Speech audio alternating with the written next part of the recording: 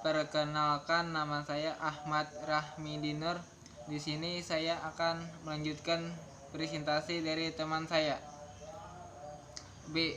Perairan. Perairan adalah suatu kumpulan massa air pada suatu wilayah tertentu, baik yang bersifat dinamis, bergerak atau mengalir seperti laut dan sungai, maupun statis, tergenang seperti danau. Perairan ini dapat merupakan perairan tawar, payau, maupun asin atau laut. Jenis-jenis perairan terbagi menjadi 6. 1. Sungai. 2. Danau. 3. Laut. 4. Rawa. 5. Selat. Dan 6. Samudra. Pada presentasi ini saya akan menjelaskan sungai dan danau. A. Sungai. Pengertian sungai menurut para ahli terbagi menjadi 3. 1. Menurut Wikipedia, sungai adalah aliran alami, biasanya air tawar, mengalir menuju samudra, laut, danau, atau sungai lain. Dalam beberapa kasus, sungai mengalir ke tanah dan menjadi kering di ujungnya tanpa mencapai genangan air. Sungai-sungai kecil dapat disebut menggunakan nama-nama seperti aliran, anak sungai, sungai kecil, anak sungai. Menurut National Geographic, sungai adalah aliran besar air alami yang mengalir. Sungai ditemukan di setiap benua dan di hampir setiap jenis tanah. Beberapa mengalir sepanjang tahun, yang lainnya mengalir secara musiman atau selama bulan-bulan basah. Sebuah sungai mungkin hanya beberapa kilometer panjangnya. 3.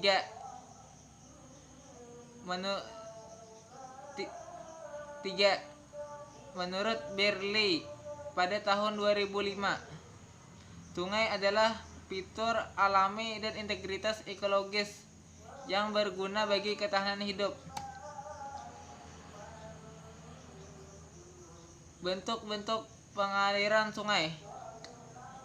Adanya perbedaan pula pengaliran sungai di satu wilayah dengan wilayah lainnya sangat ditentukan oleh perbedaan kemiringan topografi, struktur, dan litologi batuan dasarnya.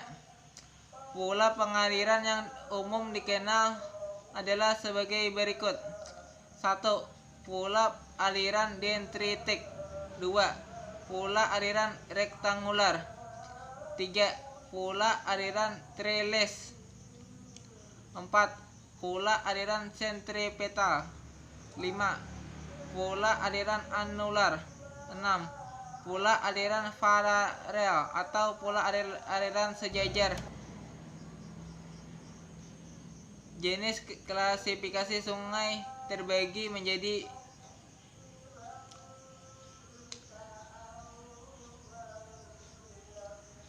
Jenis klasifikasi sungai terbagi 5. 1. Berdasarkan sumber airnya.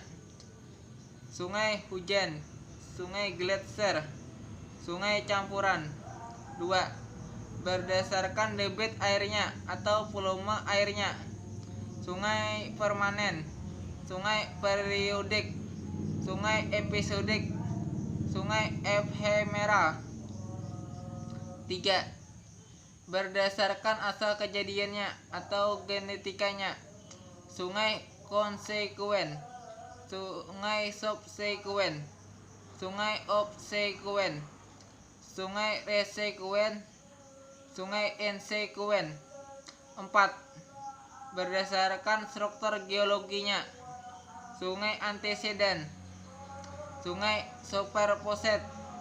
5. Berdasarkan pola alirannya, radial atau menjari, dendritik, rektangular, anular. Arah aliran sungai. Berdasarkan arah aliran sungai dibagi menjadi sebagai berikut antara lain. 1. Sungai konsekuen merupakan sungai yang arah alirannya sesuai kemiringan batuan. 2. Sungai subsekuen merupakan sungai yang arah alirannya tegak lurus sungai konsekuen. 3. Sungai obsekuen merupakan anak sungai subsekuen yang arah alirannya berlawanan sungai. 3. Sungai obsekuen merupakan anak sungai subsekuen yang arah alirannya berlawanan kemiringan batuan. 4. Sungai resekuen merupakan anak sungai subsekuen yang arah alirannya searah kemiringan batuan. 5. Sungai ensekuen merupakan sungai yang arah alirannya teratur dan tidak terikat lapisan batuan yang dilaluinya. Fungsi dan manfaat sungai. 1. Penampung air. 2. Mengalirkan air ke hilir. 3. Pembangkit listrik. 4. Pusat dari ekosistem. 5. Ikan dan tanaman air. 5. Mencari nafkah. 6. Sumber bahan konsumsi. 7. Tempat rekreasi. 8. Lokasi mencari ketenangan dan relaksasi.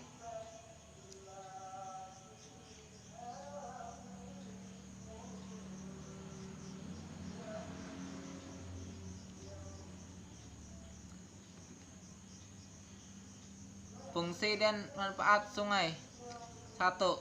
Penampung air. 2. Mengalirkan air ke hilir. 3. Pembangkit listrik. 4. Pusat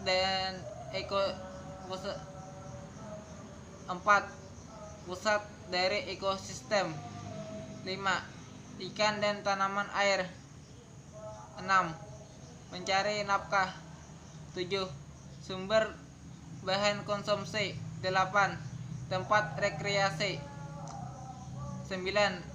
Lokasi mencari ketenangan dan relaksasi. Adapun manfaat dan fungsi sungai secara singkat antara lain sebagai berikut. 1. Bisa sebagai sumber energi pembangkit listrik. 2. Bisa sebagai dalam sarana transportasi. 3. Bisa sebagai tempat rekreasi atau hobi. 4. Bisa sebagai tempat budidaya ikan, udang, kepiting, dan lain sebagainya. 5. Sebagai sumber air minum makhluk hidup. 6. Bisa sebagai bahan baku industri. 7. Bisa sebagai sumber air pertanian, peternakan, dan perikanan. 8. Bisa sebagai tempat berolahraga. 9. Bisa sebagai tempat untuk mandi dan mencuci.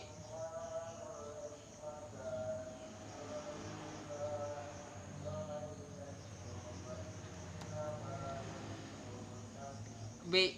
Danau. Pengertian danau menurut para ahli. Adapun definisi danau menurut para ahli sebagai berikut. 1. Encyclopedia Britannica.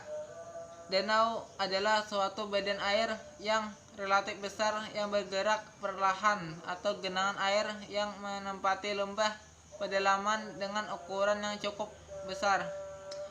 2. OSGS. Danau sebenarnya hanyalah komponen lain dari air permukaan bumi. Danau adalah tempat limpasan air permukaan dan rembesan air tanah menumpuk di titik rendah relatif terhadap pedesaan di sekitarnya. Proses pembentukan danau. 1. Erupsi. Proses pembentukan danau. 1. Erupsi vulkanik gunung api. 2. Pertambangan. 3. Danau buatan. Jenis danau.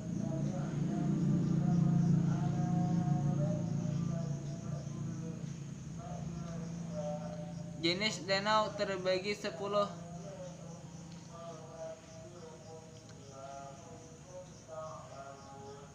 Jenis danau. 1. Danau vulkanik. 2. Danau tektonik. 3. Danau bendungan. 4. Danau kars. 5. Danau vulkanik tektonik. 6. Danau glasial. 7. Danau sungai mati. 8. Danau sirkuit. 9. Danau laguna. 10. Danau industri. Manfaat danau. Irigasi. Pengairan pertanian sering mengambil sumber airnya yang terdapat di danau. Hal ini sebagai contoh di mana danau dijadikan sebagai sumber cadangan air untuk mencukupi keperluan makhluk hidup manusia, hewan, dan tumbuhan. Danau yang terdapat di permukaan bumi seluruhnya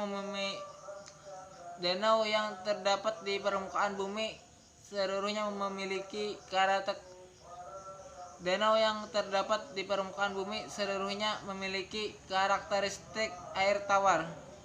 Ada satu danau di dunia ini yang memiliki air asin, yaitu Laut Merah di Timur Tengah.